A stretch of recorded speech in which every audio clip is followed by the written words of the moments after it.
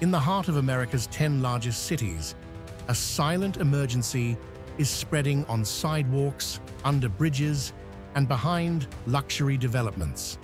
Homelessness is no longer the exception. It's becoming a defining feature of urban life. From Los Angeles to New York, tens of thousands of people sleep without shelter, safety, or support. Shelters are overflowing, rents are skyrocketing, and basic human dignity is being lost in impending failure. When do you get out on the sidewalk here? I sleep, 2-3 hours at a time if I'm lucky. That's about it. Now when it snows, what do? I sleep inside the subway platforms. This isn't just a problem of poverty. It's a problem of broken systems, ignored voices, and the kind of society we choose to live in. But scattered across the map, some places are reimagining the system and proving that change is possible. In this documentary, Romekind invites you to witness the truth the headlines won't tell. Because when entire cities turn their backs, the cost isn't just human, it's moral. Number 1. Los Angeles. There was a time, just mentioning it, Los Angeles brought images of spotlights, dreams, and second chances. This was the city where people arrived, not where they were discarded.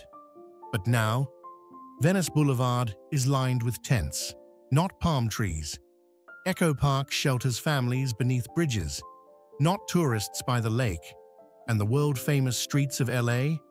They now resemble post-apocalyptic movie sets, except this isn't fiction. In 2024, Los Angeles recorded over 75,000 individuals experiencing housing instability. That's not a statistic. It's a collapse, a breakdown of systems, promises, and leadership in one of the richest cities on Earth. And it's not slowing down. What's happening here is more alarming than any headline. Skid Row, Westlake, and MacArthur Park aren't just overwhelmed, they're being abandoned. Police response times have stretched thin. Emergency calls are postponed, not from neglect, but because there's no one left to respond. Because even the people meant to keep order are now outnumbered by the chaos. And then there's Holly. She once earned $100,000 a year as a project manager in Colorado. But after a divorce and emotional trauma, she lost her footing, and Los Angeles gave her no room to stand back up. She tried. 75 job applications, multiple housing aid requests. Nothing. Then came the sweep. All her belongings trashed in the name of cleanup. Her voice cracked as she said, "It feels like I've become invisible." This is not a city in recovery. It's a city in denial. A place where human worth has been buried under policy failure. Where even the middle class can lose everything in a blink. And where thousands like Holly are treated as if they don't exist. So what's truly broken here? How did a city built on dreams turn into a machine that erases its own people? And if Los Angeles, the city of reinvention, can fall this far, what does that say about the rest of us? Stay watching, because what's coming in the next city might shake your faith even more. Number 2, New York. You've heard the saying, if you can make it in New York, you can make it anywhere. But in early 2025, more than 114,000 individuals were sleeping in the city's shelters each night, and nearly 350,000 were experiencing homelessness in total. How did the city of ambition fall so far? Why are nearly 40,000 children growing up in shelters, not due to any fault of their own, but because the system failed their parents? The crisis spans generations. From 2004 to 2017, the number of sheltered homeless aged 55 and older rose 250%. For those 65 and older, the increase was over 300%. Elderly people now drag suitcases down sidewalks, searching for safety they can no longer afford. In the Bronx and East Harlem, affordable buildings have been sold to investment funds. Meanwhile, luxury towers rise, charging $5,000 a month, while former tenants watch from the streets. With rent for a one-bedroom now averaging over $3,900 per month, someone earning $9 per hour would need to work nearly 90 hours a week just to stay housed. Some workers return to the streets each night, not by choice, but because they fear the shelters more. In his State of the Homeless 2025 report, David Giffen of Coalition for the Homeless warned, in 2024, more people were pushed into homelessness, while thousands of supportive units and rental vouchers went unused. A system designed to help is now a maze of failure. This isn't just a housing crisis, it's a moral collapse. The homeless were once nurses, teachers, veterans, and today they choose sidewalks over shelters because dignity is priceless, even when shelter is not. So the real question is no longer why this is happening. It's why do we keep letting it happen?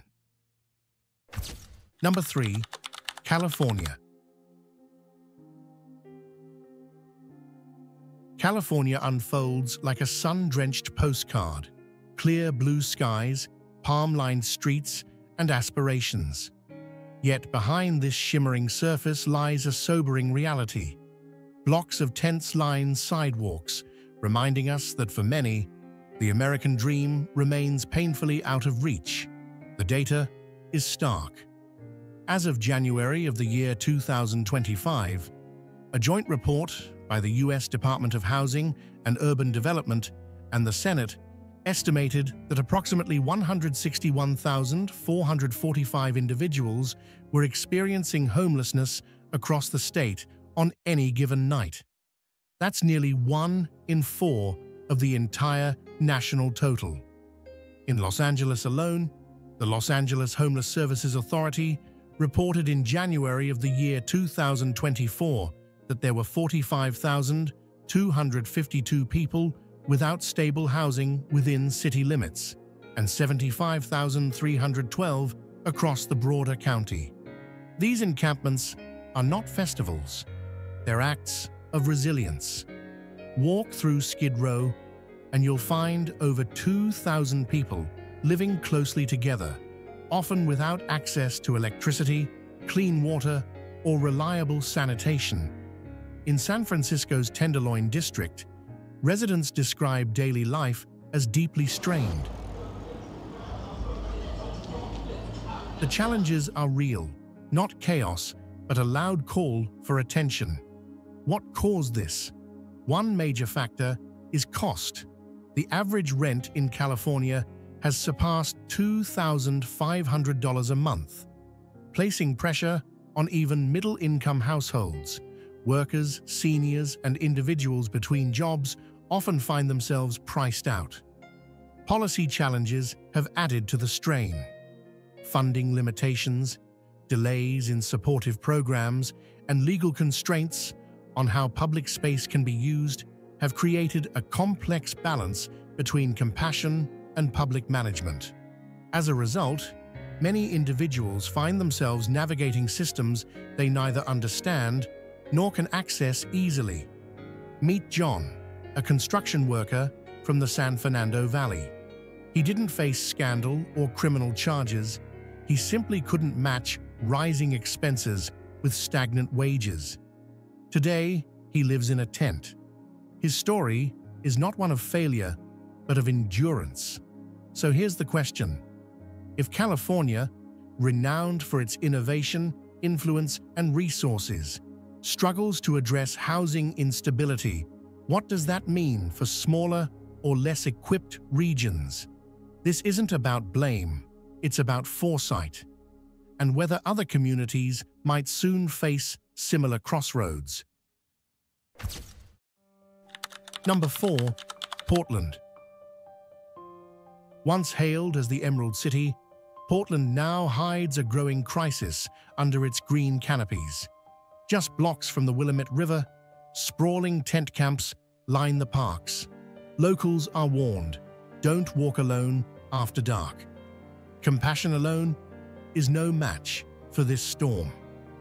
The HUD point-in-time count in January 2024 shows 22,875 homeless statewide.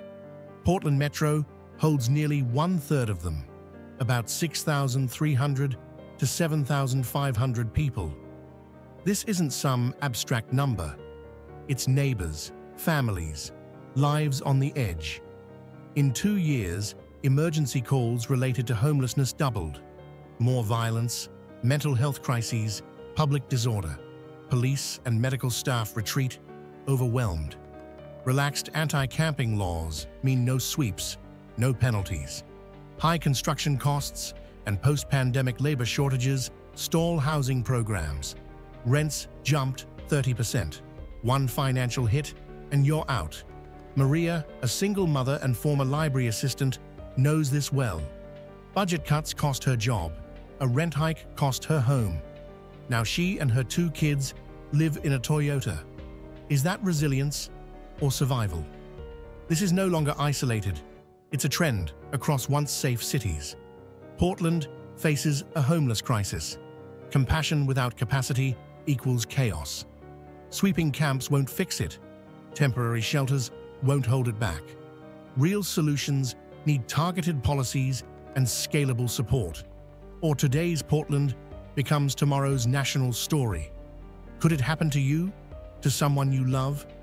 In a city built on ideals, that question now lingers, loud and clear. The Portland tents tell a story too real to ignore. Drop a wake-up call in the comments if you think more cities should take notice. We're just getting started. Stay tuned to see where this road leads next with Romekind. Number 5. Seattle.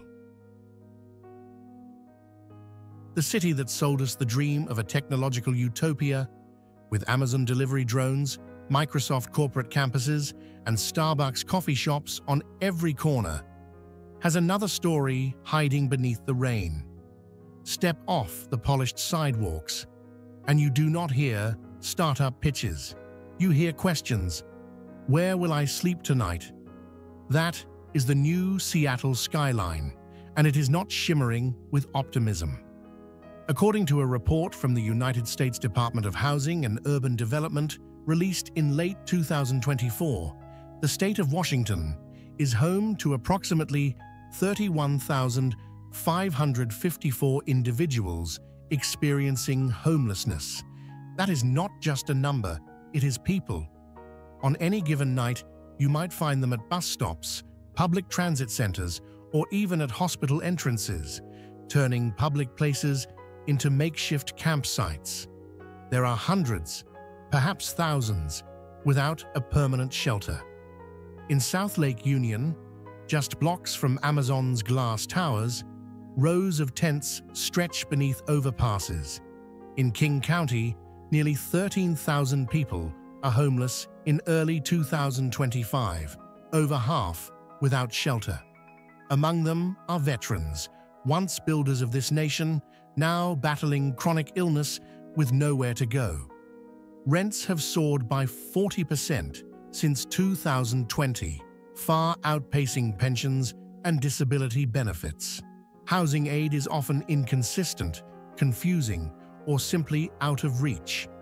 Take Paul, a Vietnam veteran. Once a welder, he lost his job to automation and his wife to cancer. Today, he sleeps in a donated van off Rainier Avenue, surviving on benefits that barely buy gas and groceries. Others, like a former bus driver I met, now rest on benches, forgotten after years of service. We salute flags, yet abandon those who served once the parades end. If Seattle, wealthy, high-tech, and resource-rich, can't solve this crisis, what hope remains for smaller towns? Here, The rain may clean the streets, but it doesn't wash away the truth. Number 6. Phoenix. In Phoenix, the sun does more than shine. It intensifies life's extremes. With over 250 days of extreme heat annually, the city can feel like an oven where both emotions and aspirations are tested. But the true burden many face here is financial pressure. Rising tax burdens and significantly increasing housing costs have made it difficult for many residents to maintain stable housing, while the housing insecurity crisis expands alongside the city's modern developments. 10 years ago, Phoenix was celebrated as one of America's most rapidly expanding cities. But as rents nearly doubled over the past decade and funding for affordable housing declined, the consequences became apparent. Temporary shelters have closed, and wage growth has stagnated. Today, tents along roadways and vehicles used as temporary shelters are a common part of the city's landscape. Here, economic hardship is not just a data point. It is part of everyday life under the Arizona sun. Let's consider Carlos, a former hotel maintenance worker.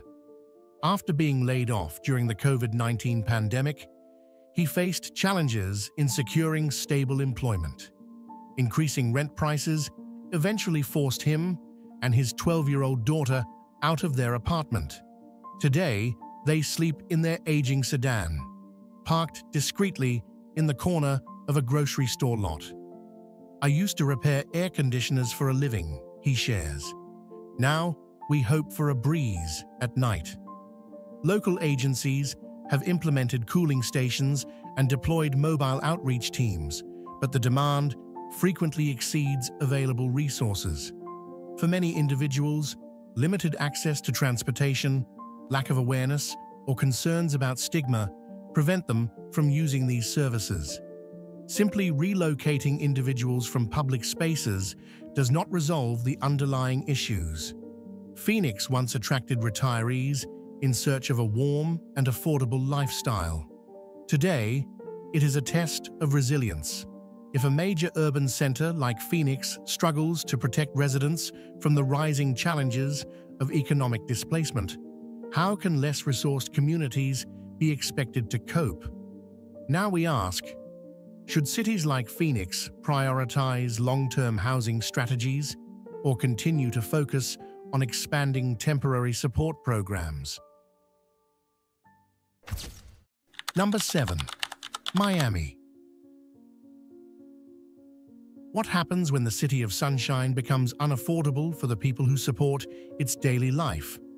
Miami welcomes visitors with palm trees, pastel sunsets, and celebratory energy. Yet just beyond the postcard views, there are tents beneath the skyline. This isn't background noise. It's becoming a pressing community challenge. The beaches, now shared with individuals resting on benches and beneath overpasses. According to the January 2025 point-in-time count, 858 individuals in Miami were without shelter. Total housing insecurity affected 3,728 people, with 77% in some form of shelter. The contrast? Tourists sip cocktails, while some longtime residents search for shade and safety on the same sand. Walk along Biscayne Boulevard or South Beach, you'll see it. Temporary shelters and campsites close to tourist destinations. Rental prices rose by 50% after the COVID-19 pandemic, driven by property investments and a construction surge. This has benefited developers, but for service workers and local families, maintaining housing has become difficult. Take Maria, a hospitality worker whose story was featured in local news. She spent over a decade as a hotel housekeeper. When tourism paused during the pandemic, she lost her job. Several months later, an eviction left her living in her car, helping her teenage son continue school while working late-night shifts at a diner. Miami's response has included overnight shelters, temporary housing, and public safety efforts, but demand exceeds supply. Some individuals decline shelter access due to personal concerns about privacy or rules, making outreach more complex. Disbanding encampments often relocates rather than resolves the situation. Now, Miami faces a key decision.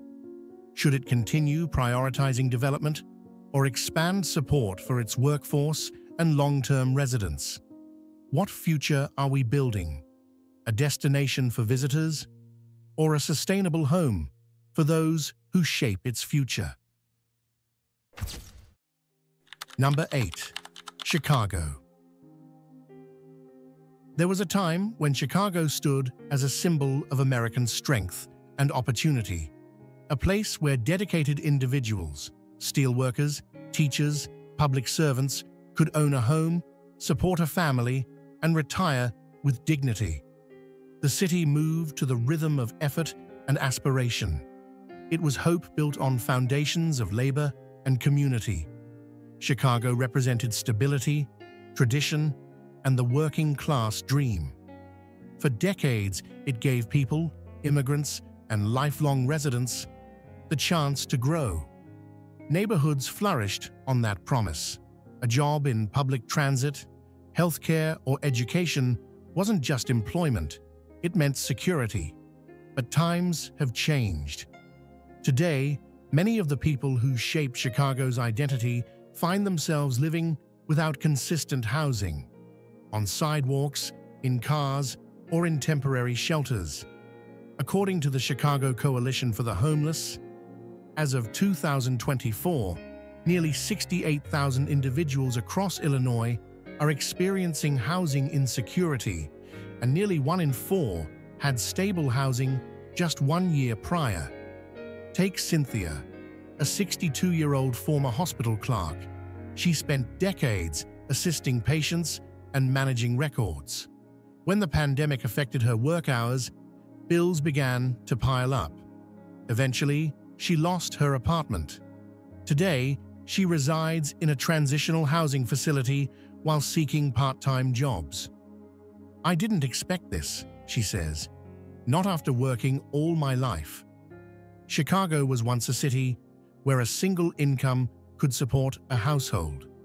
But after years of economic challenges, including rising housing costs and reductions in public support, the reality has shifted. Individuals like Cynthia, once steady contributors to city life, are navigating difficult transitions. Additionally, some communities face increased challenges due to limited access to healthcare services and staff shortages in outreach programs, factors that complicate recovery and long-term planning. Still, this is not a message of despair. It's a call for reflection. Chicago continues to demonstrate compassion. But what is needed now is a resilient and humane system, one that ensures full-time workers have stable housing, and that every student has a safe place to return to after class. This isn't about blame, it's about responsibility. How do we honor the legacy of a city built by workers if we don't protect their future? Comment, balance or break. No ban tin, rang su on jin kong, nen la jak quyen. Don't click away. What's happening in Denver could be a preview of what's next.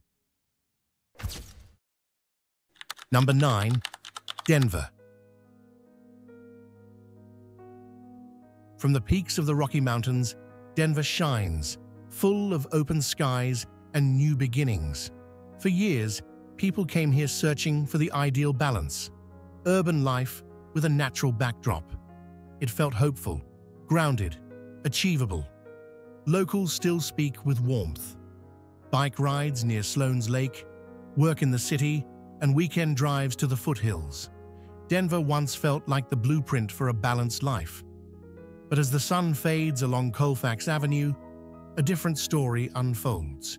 You'll notice rows of temporary shelters, belongings packed in carts, and individuals preparing for the night without permanent housing. Between 2024 and 2025, the Denver metro region saw a notable rise in homelessness, with the total number of individuals affected increasing from 9,997 to 10,774, marking an approximate 8% increase according to the official point-in-time count.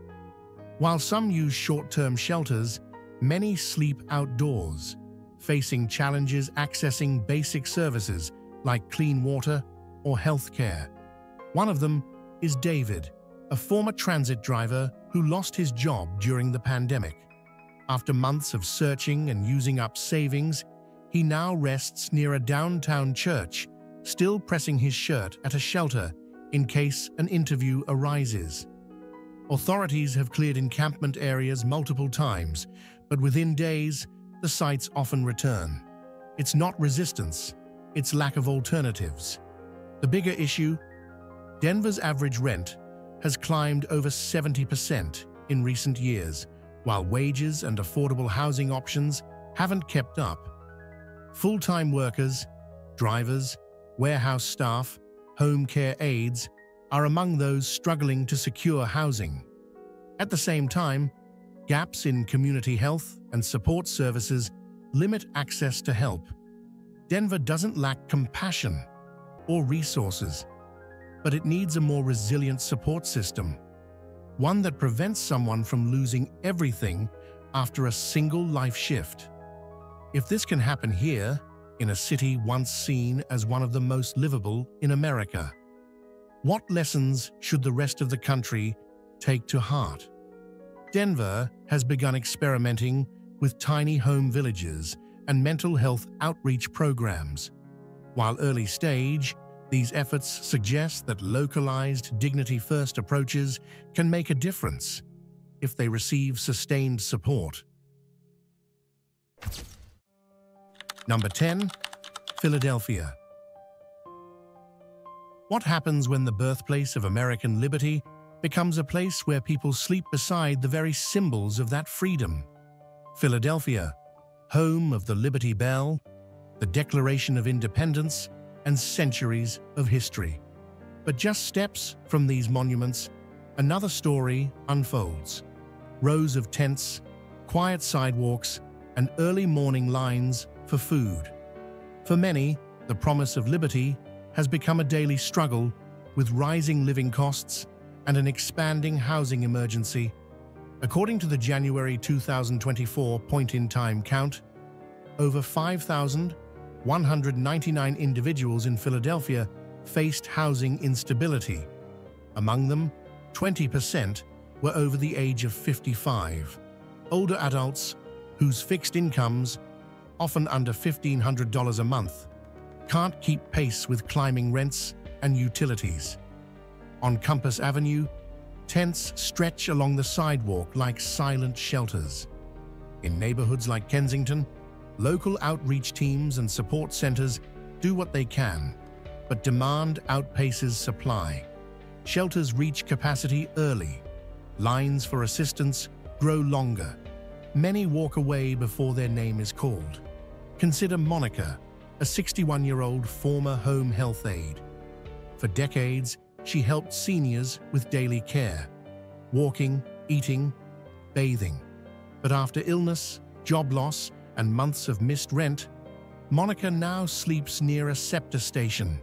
Each morning, she brushes her teeth at a public fountain and presses her uniform at a shelter in case she gets a callback. "This isn't the retirement I imagined," she says, "but I haven't given up." Philadelphia once fought for dignity and equality. It stood for the idea that every person deserved a chance to live free and secure. Yet today, even that basic security feels out of reach for many. So here's the question: is freedom still real if housing is no longer accessible where liberty was born?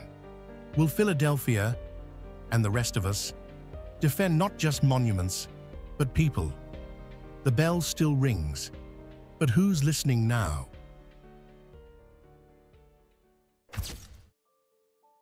We've just passed through the shadows of America's 10 largest cities, where concrete has become home and where too many dreams have been traded for survival. But beyond the numbers, beyond the headlines, these are human lives. Mothers, veterans, children. Human beings, not statistics. So here's the question. How did we get here? And more importantly, where do we go from here? In a country that prides itself on freedom and prosperity, what kind of society are we shaping when shelter becomes a privilege, not a right? At Roam Kind, we believe in more than just documenting facts. We believe in awakening empathy, challenging assumptions, and encouraging dialogue. This video is built entirely on public data, first-hand accounts, and real stories, all shared to raise awareness and inspire action, not judgment.